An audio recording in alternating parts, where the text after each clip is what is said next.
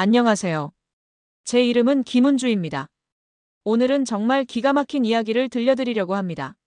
제가 겪은 일이 드라마보다도 더 황당하고 치밀한 사기극이었거든요. 처음엔 그냥 운이 좋지 않은 여자의 이야기인 줄 알았는데 알고 보니 10년에 걸친 거대한 음모였습니다. 이야기는 15년 전으로 거슬러 올라갑니다.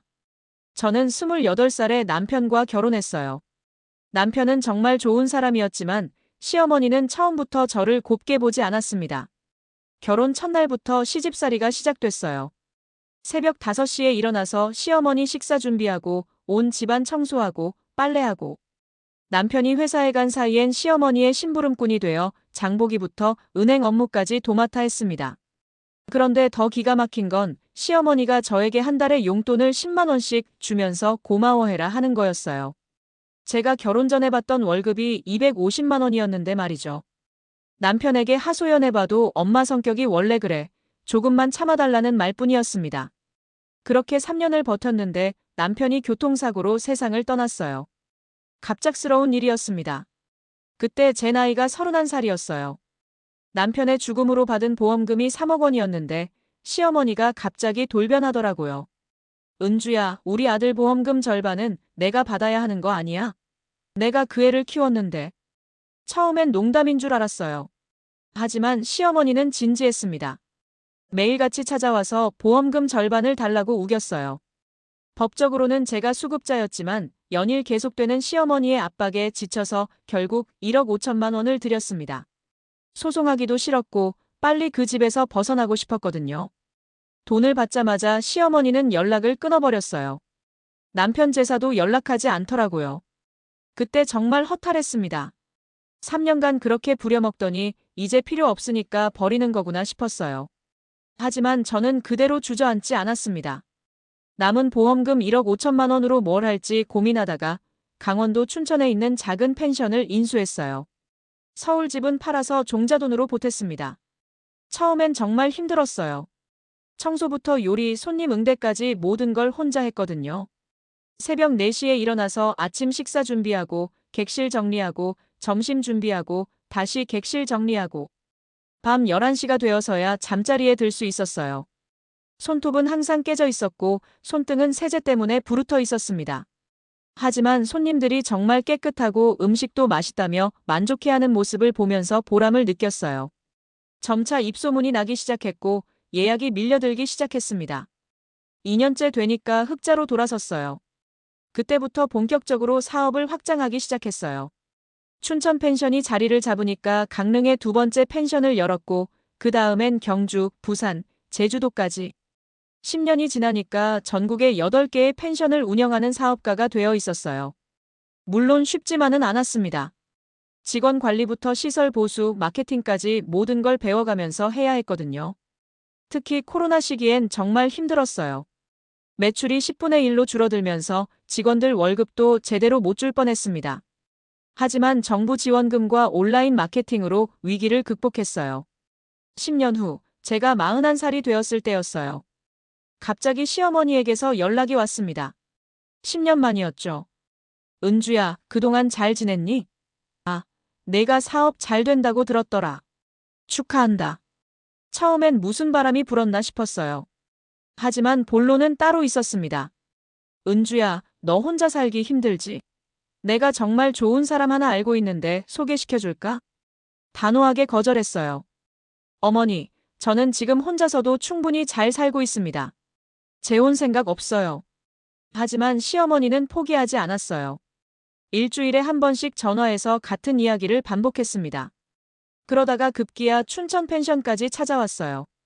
그날 함께 온 남자를 보고 깜짝 놀랐습니다. 키가 180cm는 좋게 넘어 보이고 단정한 얼굴에 잘 차려입은 모습이었어요. 무엇보다 현대 제네시스를 끌고 와서는 명품 시계를 차고 있더라고요. 안녕하세요. 저는 박민호라고 합니다. 어머님께 많은 이야기를 들었습니다. 첫인상부터 호감이었어요. 예의 바르고 말도 조리 있게 하더라고요. 부동산 개발업을 한다면서 제 펜션 사업에도 관심이 많다고 했습니다. 사장님께서 정말 대단하신 것 같아요. 혼자서 여기까지 일궈내시다니. 혹시 사업 확장 계획은 없으신가요? 제가 투자자들을 연결해 드릴 수도 있을 것 같은데요. 그날은 그냥 인사만 하고 돌아갔는데 이틀 후에 또 찾아왔어요. 이번엔 고급 와인과 꽃다발을 들고 왔더라고요. 사장님 때문에 잠이 안 와요. 정말 한 번만 식사하면서 이야기해 주실 수 있을까요? 처음엔 거절했지만 워낙 정중하게 부탁하는 바람에 결국 승낙했어요. 그런데 데이트를 해보니까 정말 신사더라고요. 비싼 레스토랑에 데려가서는 제 이야기를 진지하게 들어주고 사업 조언도 해주고 수연 씨 같은 분이라면 전국 체인으로 키워도 충분할 것 같은데요. 제가 알고 있는 투자 회사들 소개해 드릴까요? 그렇게 3번의 데이트를 했는데 점점 마음이 열리기 시작했어요. 10년간 혼자 살면서 외로웠던 게 사실이거든요. 누군가 제 이야기를 들어주고 사업에 대해서도 진지하게 조언해 주니까 고마웠습니다. 그런데 정말 운명적인 일이 벌어졌어요. 제주도에 새로운 펜션을 확장하면서 부동산 계약서에 문제가 생긴 거예요. 상대방이 갑자기 계약 조건을 바꾸면서 위약금을 요구하더라고요. 2억 원이 넘는 위약금이었어요. 민호 씨에게 하소연했더니 친한 변호사를 소개해 주겠다고 하더라고요. 그리고 직접 동행해서 서울까지 올라왔습니다. 변호사는 정말 유능했어요. 계약서를 분석해 보더니 상대방의 약점을 찾아내서 오히려 우리가 위약금을 받을 수 있다고 하더라고요. 결국 상대방이 4억 원의 위약금을 지불하면서 사건이 해결됐어요. 민호 씨 덕분에 큰 손해를 면한 거죠. 어떻게 감사 인사를 드려야 할까요? 감사 인사는요. 은주 씨가 제 청혼을 받아주신다면 그게 최고의 감사겠죠. 그날 밤 한강뷰가 보이는 고급 레스토랑에서 프로포즈를 받았어요. 반지도 3캐럿짜리 다이아몬드 반지였어요. 은주 씨, 저와 결혼하면 더 이상 고생하지 않으셔도 됩니다. 제가 모든 걸 책임질게요. 사업도 더 크게 키울 수 있도록 도와드릴게요. 그때는 정말 행복했어요. 10년간의 고생이 보상받는 기분이었거든요. 성공한 사업가에 잘생긴 남자가 저를 사랑한다고 하니까 꿈만 같았어요. 결혼 날짜도 정했어요. 2달 후인 12월 첫째 주였습니다. 웨딩홀도 예약하고 드레스도 맞췄어요. 민호 씨는 신혼여행으로 유럽 3주 일정을 제안했습니다. 그런데 결혼 일주일 전에 서울에 일이 있어서 올라갔어요. 펜션 체인 확장 관련해서 투자회사와 미팅이 있었거든요. 미팅이 일찍 끝나서 시간이 남았는데 민호 씨가 소개해준 변호사님께 감사 인사라도 드리고 가면 좋겠다는 생각이 들었어요. 변호사 사무실은 강남에 있는 고급 빌딩이었어요. 커피라도 한 잔 대접하고 가려고 방문했는데 엘리베이터에서 내리자마자 익숙한 목소리가 들렸어요. 그러니까 결혼하고 나서 적당한 시점에 이혼하면 재산 분할은 어떻게 되는 거야? 민호 씨 목소리였어요. 가슴이 쿵 내려앉았지만 혹시 다른 사람일 수도 있다는 생각에 조용히 다가가 봤어요. 위책 사유는 뭘로 하는 게 좋을까? 불륜? 아니면 성격 차이? 성격 차이가 무난하죠. 불륜은 증거를 만들기가 번거로워요. 그때 또 다른 목소리가 들렸어요. 시어머니 목소리였습니다. 그년이 펜션을 8개나 가지고 있다니까. 부동산 가치만 해도 100억은 넘을 거야. 현금도 상당할 테고. 어머니, 걱정 마세요. 1년만 버티면 최소 50억은 받아낼 수 있어요. 그러면 우리 둘이 나눠서. 그 순간 온몸에 소름이 돋았어요. 10년 전 시어머니가 보험금을 가져간 것처럼 이번에도 제 재산을 노리고 있었던 거예요. 뒷걸음질 치다가 문에 부딪혔는데 그 소리를 들었는지 안에서 나오더라고요. 민호 씨와 시어머니, 그리고 변호사까지. 민호 씨가 얼굴이 새파랗게 질려서는 은주 씨? 어떻게 여기에? 시어머니는 오히려 뻔뻔하게 어머, 은주야. 왜 여기 있어? 변호사도 당황한 기색이 역력했어요. 그러면서 혹시 잘못 들으신 거 아닌가요? 우리는 그냥. 잘못 들었다고요? 제 재산을 어떻게 나눠 가질지 상의하는 걸 잘못 들었다고요? 그때 민호 씨가 갑자기 돌변했어요. 지금까지의 신사적인 모습은 온데간데 없고 비열한 본성을 드러내더라고요. 어차피 들켰으니 할 말 없지. 그래, 맞아. 내 돈 때문에 접근한 거야. 넌 정말 순진하더라. 10년 동안 혼자 살아서 남자에게 목말랐나? 시어머니도 마찬가지였어요. 에이, 들켜버렸네. 그래, 맞아. 내가 돈 많이 벌었다는 소리 듣고 민호랑 짜고 접근한 거야. 내 돈 가져간 줄 알았지? 사실 민호랑 산 지가 5년 넘었거든. 완전히 배신감에 무너져 내렸어요. 민호 씨가 부동산업을 한다고 했던 것도 거짓이었어요. 실제로는 강남 룸살롱에서 일하는 남자였고 시어머니를 그곳에서 만났다고 하더라고요. 부동산업은 무슨? 나는 여자들 상대하는 일이 전문이야. 너 같은 늙은 처녀들 꼬시는 건 식은 죽 먹기지. 그 순간 정말 죽이고 싶었어요. 하지만 침착함을 잃지 않으려고 노력했습니다. 그래요. 잘 알겠어요. 결혼은 당연히 취소하겠습니다. 집으로 돌아와서 바로 변호사를 선임했어요.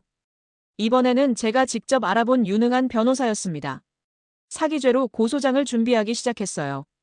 증거 수집부터 시작했어요. 민호 씨와의 모든 대화 내용을 정리하고 룸살롱에서 일한다는 사실도 확인했습니다. 시어머니와 민호 씨가 5년 전부터 동거했다는 사실도 주변 증언을 통해 입증했어요. 특히 결정적인 건 민호 씨가 제기했던 투자 제안들이 모두 허위였다는 사실이었어요. 소개해준다던 투자 회사들도 실제로는 존재하지 않는 회사들이었거든요. 법정에서 만난 민호 씨와 시어머니는 완전히 달라져 있었어요. 고급스럽던 옷차림 대신 초라한 모습이었고 당당하던 태도도 사라졌어요. 피고는 피해자를 상대로 허위 사실을 유포하여 결혼을 통한 재산 편취를 시도한 혐의로 기소되었습니다. 검사의 공소장 낭독이 시작되자 시어머니는 울음을 터뜨렸어요. 은주야, 미안해. 내가 정신이 나갔었나 봐. 제발 용서해다오. 민호 씨도 마찬가지였어요. 은주 씨, 저도 잘못했어요. 처벌받을 각오는 되어 있으니까 선처 부탁드려요. 하지만 전 마음을 돌리지 않았어요. 10년 전에도 그랬고 이번에도 마찬가지였어요. 언제까지 호구로 당할 수는 없었거든요. 재판 결과 민호 씨는 사기죄로 징역 3년에 집행유예 5년을 받았고 시어머니는 공범으로 징역 2년에 집행유예 3년을 받았어요. 또한 연대에서 위자료 5천만 원을 지급하라는 판결이 내려졌습니다. 판결 후 시어머니가 다가와서 무릎을 꿇더라고요. 은주야, 정말 미안해. 내가 사람이 아니었어. 제발 한 번만 용서해다오. 하지만 전 그냥 돌아서서 나왔어요. 더 이상 할 말이 없었거든요. 그 후로 1년이 지났는데 오히려 사업이 더 잘 되고 있어요. 이번 사건을 계기로 더욱 신중하게 사업을 운영하게 되었고 직원들과의 관계도 더 돈독해졌습니다. 특히 코로나가 끝나면서 국내 여행 수요가 급증하다 보니까 펜션 예약이 계속 밀려들고 있어요. 올해는 매출이 작년 대비 50% 증가했습니다. 새로운 사업 아이템도 개발했어요. 펜션에서 자체 제작하는 수제잼과 청 등을 온라인으로 판매하기 시작했는데 이것도 반응이 좋아요. 손님들이 펜션에서 맛본 후에 온라인으로 재주문하는 경우가 많더라고요. 직원들에게도 더 좋은 대우를 해주고 있어요. 월급도 올려줬고 복리후생도 개선했습니다. 연말에는 전 직원이 함께 해외 연수를 다녀올 예정이에요. 요즘은 결혼 생각은 전혀 없어요. 혼자서도 충분히 행복하거든요. 사업도 잘 되고 직원들과의 관계도 좋고 건강도 좋으니까 더 바랄 게 없어요. 가끔 민호 씨나 시어머니 생각이 날 때도 있어요. 하지만 화가 나거나 원망스럽지는 않아요. 오히려 감사해요. 그들 덕분에 사람을 보는 눈이 생겼고 더 강해질 수 있었거든요. 지금 생각해보면 10년 전 남편이 세상을 떠났을 때도 그랬고 이번 일도 그렇고 모든 시련이 저를 더 성장시키는 계기가 된 것 같아요. 앞으로도 어떤 일이 닥쳐도 굴복하지 않고 당당하게 살아갈 자신이 있어요. 사업적으로도 더 큰 목표가 있어요. 내년에는 해외 진출도 계획하고 있거든요. 일본과 대만에서 한국식 펜션 체인을 시작해 보려고 해요. 이미 현지 업체와 협의를 진행하고 있습니다. 또 사회공헌 활동도 늘리고 있어요. 매년 소외계층 아이들을 펜션에 초대해서 무료로 캠프를 진행하고 있거든요. 아이들이 좋아하는 모습을 보면 정말 보람차요. 제 이야기를 통해 말씀드리고 싶은 건 어떤 배신을 당하더라도 절대 포기하지 말라는 거예요. 저도 2번이나 큰 배신을 당했지만 그때마다 일어서서 더 강하게 살아왔거든요. 특히 여성분들에게 말씀드리고 싶어요. 경제적 독립이 정말 중요해요. 남편이든 시어머니든 누구든 함부로 대할 수 없게 만드는 건 결국 자신의 능력이거든요. 물론 쉽지는 않아요. 저도 15년간 정말 많은 고생을 했거든요. 하지만 포기하지 않고 꾸준히 노력하면 반드시 결과가 따라와요. 그리고 사람을 믿되 너무 쉽게 믿지는 말라고 하고 싶어요. 저처럼 10년이나 걸려서 배신당할 수도 있거든요. 항상 냉정한 판단력을 잃지 않는 게 중요한 것 같아요. 마지막으로 복수는 성공이라는 말이 정말 맞는 것 같아요. 시어머니와 민호 씨에게 가장 큰 복수는 제가 더 성공하는 거였거든요. 그들이 노렸던 제 재산은 지금 그때보다 몇 배로 늘어났어요. 지금은 정말 행복해요. 제가 직접 일궈낸 사업체를 운영하면서 많은 사람들에게 좋은 추억을 선사하고 있거든요. 손님들이 정말 좋은 시간 보냈어요 하고 떠나는 모습을 볼 때마다 뿌듯함을 느껴요. 앞으로도 더 큰 꿈을 향해 나아갈 거예요. 시어머니와 민호 씨 같은 사람들은 제 인생에서 그냥 스쳐간 사람들일 뿐이에요. 제 성공 스토리에서 아주 작은 에피소드에 불과하고요. 이렇게 긴 이야기 들어주셔서 정말 감사합니다. 제 경험이 누군가에게 도움이 되었으면 좋겠어요. 어떤 시련이 와도 굴복하지 말고 당당하게 맞서 나가시길 바라요. 오늘의 사연이 공감되셨다면 구독과 좋아요를 눌러주세요.